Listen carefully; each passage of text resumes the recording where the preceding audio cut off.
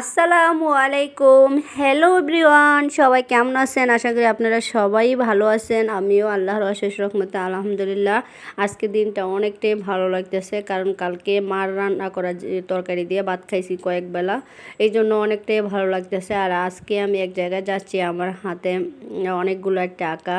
এইগুলা কোন দিন বলতে পারবো এইভাবে হাতে টাকা নিয়ে এভাবে সাজাইয়া যে আমি ইউটিউব থেকে বা পেজ থেকে ইনকাম করতে পারছি, সফলতা অর্জন করতে পারছি। সেই দিনটা কোন দিন আসবে আপনারা সবাই একটু সাপোর্ট করবেন, বেশি বেশি করে লাইক করবেন, শেয়ার করবেন, আপনারা সাবস্ক্রাইব করে দিবেন এবং পাশে দেখা লাইক করে ক্লিক করে দিবেন। আসলে অনেক দিন যাবৎ আশা আকাঙ্ক্ষা নিয়ে মানুষের জীবন সব কিছু অনেক কষ্ট করতেছি। অনেকগুলো চ্যানেল ডিলিট করলাম, এখন আবার নতুন করে একটা চ্যানেল করলাম।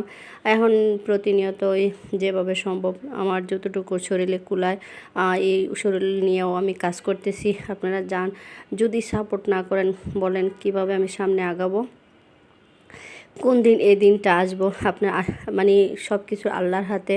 আপনাদের উসিলা আল্লাহ এসে দেওয়ার মালিক। খুব দ্রুত আপনারাই পারেন সফলতা অর্জন করে দিতে।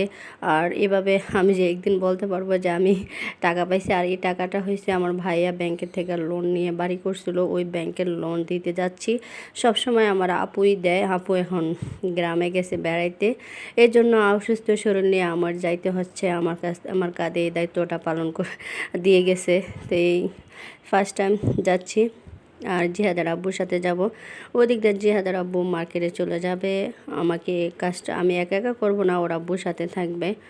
আর কাজ শেষ হলে জিহাদের আব্বু আমাকে রিক্সা উঠে দিলে আমি এদিক দিয়ে চলে আসবো, আর জিহাদের আব্বু ওদিক দিয়ে চলে যাবে। ফাইনালি কাজগুলো করা শেষ। আর বাসায় এসে কি কি কাজকর্ম করলাম, রাতের কি কি খাবার খেলাম, সব কিছু আপনাদের সাথে শেয়ার করব। অসুস্থ শরীর নিয়ে কি কি রান্না বান্না করি দেখেন। এখন আমার হঠাৎ করে ইচ্ছা করছিল যে আমি বেগুনের ভর্তা খাবো। তারপরে একটা বেগুন নিয়ে আসছি যে 15 টাকা দিয়ে। আর এদিক দিয়ে যে ভাত হয়ে গেছে, আর এদিক দিয়ে ডাল, এই যে ডাল আগের ছিল। আর ঝটপট ডাল, ভর্তা আর ডিম এগুলা দিয়ে ভাত খাওয়া যায়, ভালো ভাত খাওয়া যায়। আমি মনে করতেছি আমি বেগুনের ভর্তা দিয়ে অনেক ভাত খাইতে পারবো।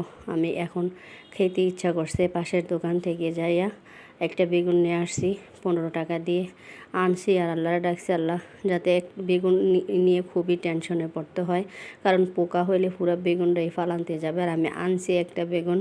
আর জিহাদের আব্বু, জিহাদ তো ভর্তা টর্তা এগুলো শুটকি কোনো কিছুই পছন্দ করে না, সেজন্য একটা বেগুনের ভর্তা বানালে আমি 2 দিন চলে যাবে। ওর আব্বু খাবে ডিম, জিহাদের আব্বু খাবে ডিম আর ডাল। এই তো প্রায় 2-3টা মনে হয় ডিম নিছি। আমার কাছে ডিমটা বেশ একটা ভালো লাগতেছিল না।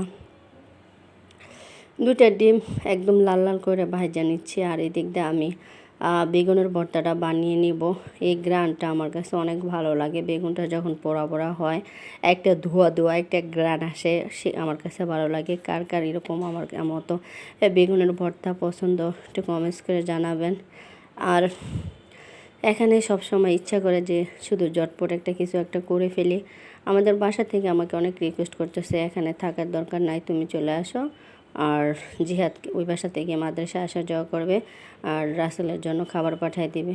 আমি যাচ্ছি না, কারণ আমার সংসারে ছাড়া আমার কোথাও ভালো লাগে না। আর নিজের সংসার কুড়িঘর হলো শান্তি। আর যতটুকু পারি এতটুকু করে খাবো।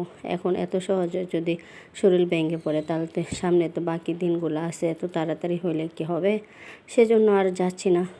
যখন ভালো লাগে তখনই কিছু একটা করে খাচ্ছি, বা আমার আম্মু কিছু একটা করে পাঠাচ্ছে, ওখান থেকে খাচ্ছি। আর বেশিরভাগ ভালো লাগে ভর্তা টর্তা এগুলো। আর বেশি জালও খাইতে পারি না, পেট জ্বলে। এমনি তো আজকে একটু পেটটা কেন জানি চিনচিনায় ব্যথা করতেছিল। সবাই একটু দোয়া করবেন। আমার মনে হয় পায়খানার কষা হয়ে গেছে, পায়খানার প্রবলেমের কারণে আমার পেটটা একটু একটু ব্যথা করতেছে। আর সব কিছু মিলাইয়া আজকের খাবারটা আমার মনে হয় ভালোই হবে, কারণ মানে আমার কাছে যেটা দিয়ে খেতে ইচ্ছা করে ওটা যদি পাই, মোটামুটি মাসাল্লাহ খাইতে পারি, এই আর কি। এই তো কারেন্ট চলে গেছে, তারপরও ভাত নিয়ে নিছি, কারণ গরম ভাত দিয়ে এই ভর্তাটা দিয়ে অনেক ভালো লাগবে। সেজন্য জিহাদ পরে খাবে, জিহাদের আব্বু আসলে আমি আগে খেয়ে নিচ্ছি।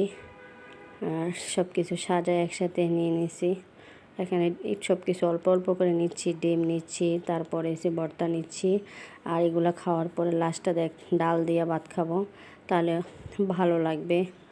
আর আমার ছেলে আমাকে কিভাবে আমার কাজে সাহায্য করে সব একটু পরেই দেখতে পারবেন। মানে ওর ভিডিও করলে ওর লজ্জা পায় যে তুমি আমাকে ভিডিও করতেছো, কেন জানি ওতে লজ্জা পায়, আমি নিজেও জানি না। এই যে আমি বলছি বাবা আমি ভাত খেয়েছি, আমরা আর লড়তে পারতেছি না, তুমি একটু বিছানাটা করে দাও।